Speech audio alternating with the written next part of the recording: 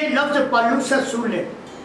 بڑی عظیم طریقے سے یہ بیان کیا ہے۔ اس نے کہا ہے کہ لفظ جو ہے یہ مار ڈالتے ہیں۔ یسوع مسیح کے قادر اور مقدس نام سے میں آپ کو سلام عرض کرتا ہوں۔ میرا نام پاسٹر یونس شنوا ہے اور میں سیجے چرچ سے بلونگ کرتا ہوں، اور میں خداوند کا شکر ادا کرتا ہوں کہ جس نے اپنے انجیل کے سفیر ہونے کا اعزاز بخشا ہے تاکہ میں انجیل کی منادی اور اس کے نام کا پرچار کر سکوں۔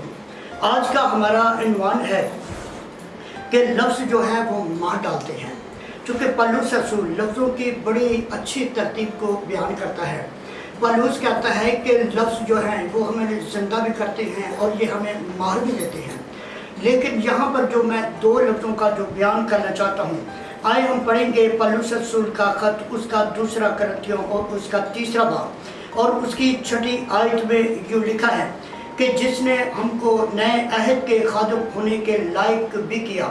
لفظوں کے خادم نہیں بلکہ روح کے، کیونکہ لفظ مار ڈالتے ہیں مگر روح زندہ کرتی ہے۔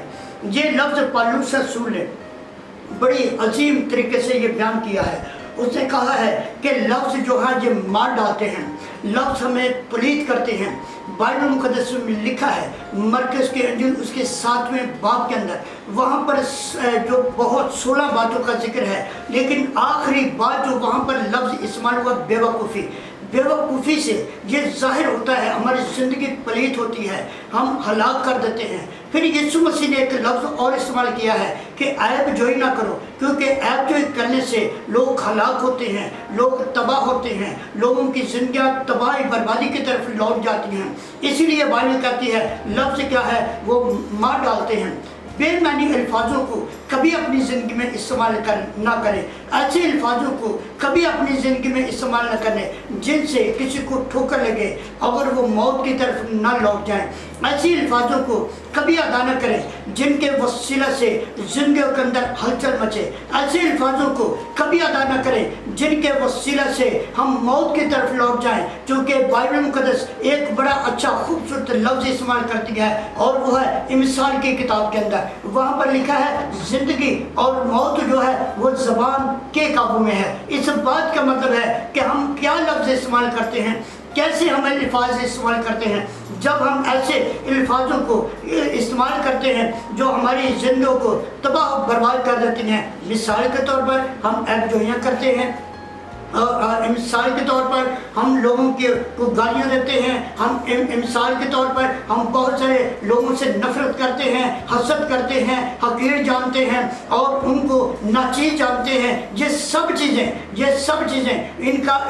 جو اظہار ہے وہ لفظوں کے وسیلہ سے ہوتا ہے، جس سے یہ پتہ چلتا ہے کہ ہم ان سے کتنا پیار کرتے ہیں اور کتنی ہم محبت کرتے ہیں۔ الفاظ ہی ہے جس سے یہ ظاہر ہوتا ہے کہ ہم کس طرح ہم کلیسیا سے اور غیروں سے اور اپنے سے ہم محبت کرتے ہیں۔ الفاظ ہی ہے جو ہمیں جینا سکھاتے ہیں۔ مثال کے طور پر جب ہم بائبل کو پڑھتے ہیں تو بائبل مقدس میں لکھا ہے کہ ایک 12 برس کی بچی جو تھی،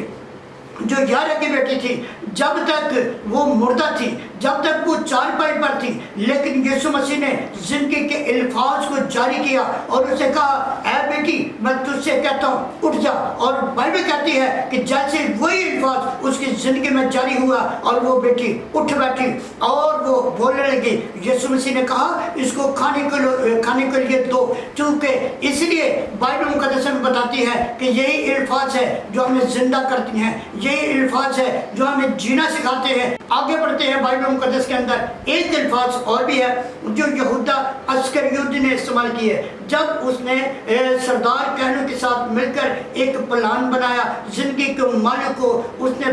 جو ہے وہ یہ پلان بنایا کہ ہم اس کو پکڑیں گے، لیکن یہ سب پلان گو یہ خدا کے کلام کی پیشن گوئی کے مطابق تھا، لیکن یہ پلان جب اس نے بنایا تو اس نے ایک لفظ استعمال کیا تھا۔ اس نے کہا تھا جس سے میں بھوسا لوں، جس کا میں بھوسا لوں تم اسے پکڑ لینا۔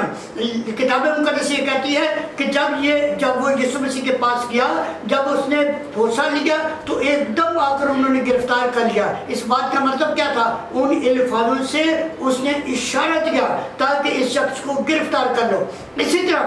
آج بھی ہم بہت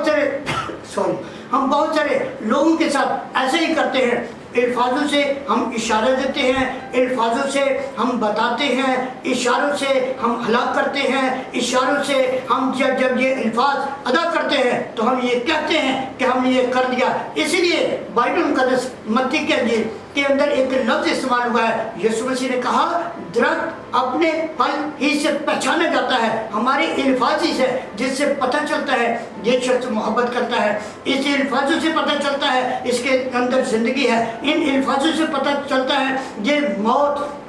اور ابلیس کی ساری قدرت پر غالب آنے والا شخص ہے، اسی الفاظوں سے پتہ چلتا ہے یہ کتنے روزے رکھتا ہے، ان الفاظوں سے پتہ چلتا ہے اس کی دعائیہ زندگی کیسی ہے، ان الفاظوں سے پتہ چلتا ہے کہ خادم بھائی جو ہے وہ کتنی کی باتیں کرنا جانتا ہے اور عملی طور پر وہ کتنا خوبصورت ہے۔ اسی لیے بائبل کہتی ہے کہ ہمیں اس بات کی ضرورت ہے کہ ہم کیا کریں، ہم الفاظوں کو اس طریقے سے استعمال کریں تاکہ لوگ جانیں کہ بائبل مقدس میں لکھا ہے کہ کتاب مقدس میں ایک اور بھی بات ہے جو پطرس کے خط کے اندر لکھا ہے، وہاں پر لکھا ہے اگر کوئی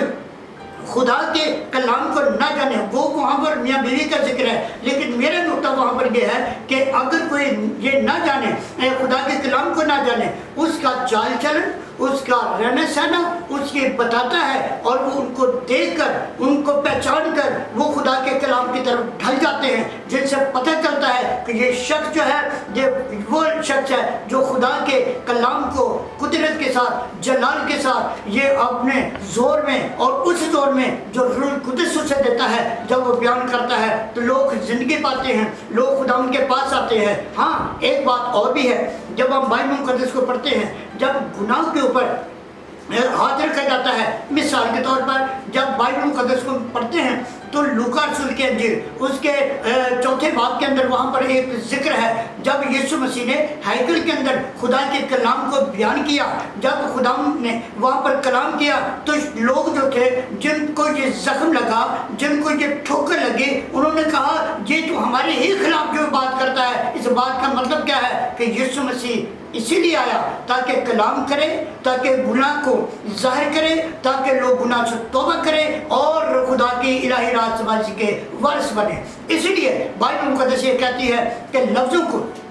یہی لفظ ہے جو ہمیں جینا سکھاتے ہیں، یہی لفظ ہے جو آگے بڑھنا ہمیں سکھاتے ہیں۔ مقدس کے اندر ایک اور بھی ہے جو میں آپ کو آخر میں ایک کہانی بتانا چاہتا ہوں۔ وہاں پر کیا لکھا ہے، جب ہم پڑھتے ہیں شمویل کی کتاب کے اندر اور اس کے پہلے باب کے اندر، جب ہنہ دعا کر رہی تھی، بائبل مقدس یہ کہتی ہے کہ وہ آنسو کے ساتھ دعا کر رہی تھی، لیکن اس کے الفاظ کیا تھے، واضح الفاظ وہاں پر تھے، اور الفاظ یہ تھے، اے خداوند اگر تو مجھے فرزند نرینہ دے تو اسے میں تیرے لیے سونپ لوں گی۔ بائبل کہتی ہے کہ جو الفاظ اس نے ادا کیے، اس نے خدا کے ساتھ تو معاہدہ کیا، اس نے خدا ان کے ساتھ عہد کیا۔ بائبل کہتی ہے وہ الفاظ جب اس نے ادا کیے، وہ الفاظ جو ہے خدا کے دل تک پہنچے، جب خدا کے دل تک پہنچے تو وہ آنسو جو خدا کے وہاں پر پہنچے قربان گاہ تک، تو بائبل کہتی ہے اس نے جو ہے اس دعا کے وسیلہ سے وہاں پر ایک طوفان برپا کر دیا، اور کتاب مقدس کہتی ہے خدا نے اسے بیٹا دیا اور وہ بیٹا نبی ٹھہرا، اور اس سے سب اسرائیلی ڈرتے تھے، یہاں تک کہ سول بھی ڈرتا تھا۔ اس کی وجہ کیا تھی؟ یہ وہی کلام تھا جو خدا نے کیا تھا، اور کلام کے وسیلہ سے خدا نے اپنی قدرت، اپنے زور کو جاری کیا۔ اسی لیے میں چاہتا